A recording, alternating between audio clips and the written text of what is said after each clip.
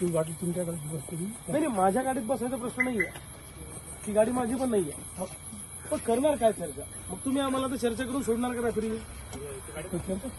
नाही, तुम्ही आता गोड बोलून किंवा असं काहीतरी वेळ काढून तुम्हाला फक्त आम्हाला ताब्यात घेऊन आमच्यावर कारवाई करायची, इतकाच तुमचा विषय. ठीक आहे, तुम्हाला जी कारवाई करायची ती करा, पण एक साहेब तुम्हाला मी सांगतो, अशा पद्धतीनं सामान्य माणसाचा आवाज दाबून किंवा आमच्यासारख्या लढीचे रेल्वेच्या ठिकाणी आम्ही रेल्वे अडवली, आम्हाला गुन्हा दाखल करा, आम्हाला अटक करा, आमच्यावर कारवाई करा, आमचं काही म्हणणं नाही. पण गुन्हाच नाही झाला, घडलेलीच नाही घटना एखादी, आधीच कसं तुम्ही प्रेडिक्शन करता? समजा आम्ही रेल्वे रोको घोषित केला आणि आम्ही नाही केला उद्या रेल्वे रोको, त्या आम्ही थांबलो तिथे, बैठक घेतली, मग तुम्ही काय करणार? घोषित तुम्ही आम्हाला कसं नाही घोषित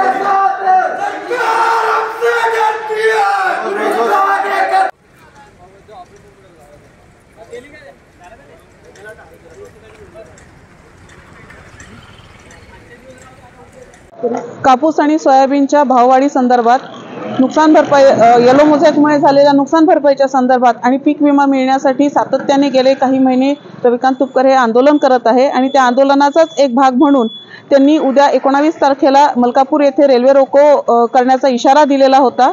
गुजरात, दिल्ली आणि मुंबईकडे जाणाऱ्या सर्व रेल्वे गाड्या शेतकरी अडवतील सकाळी 6 वाजता असा त्यांनी आंदोलनाचा इशारा दिलेला होता. त्या पार्श्वभूमीवर ते गेल्या कालपासून ते भूमिगत देखील झालेले होते.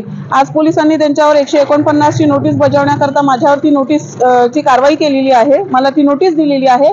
आणि मलकापूर रेल्वे स्थानकाच्या दिशेने जात असताना आज पोलिसांनी त्यांना अटक केलेली आहे आणि ते बुलढाणा शहर पोलीस स्टेशनला आता आणलेलं आहे.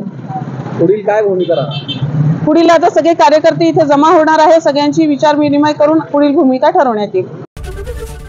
एबीपी माझा, उघडा डोळे बघा नीट.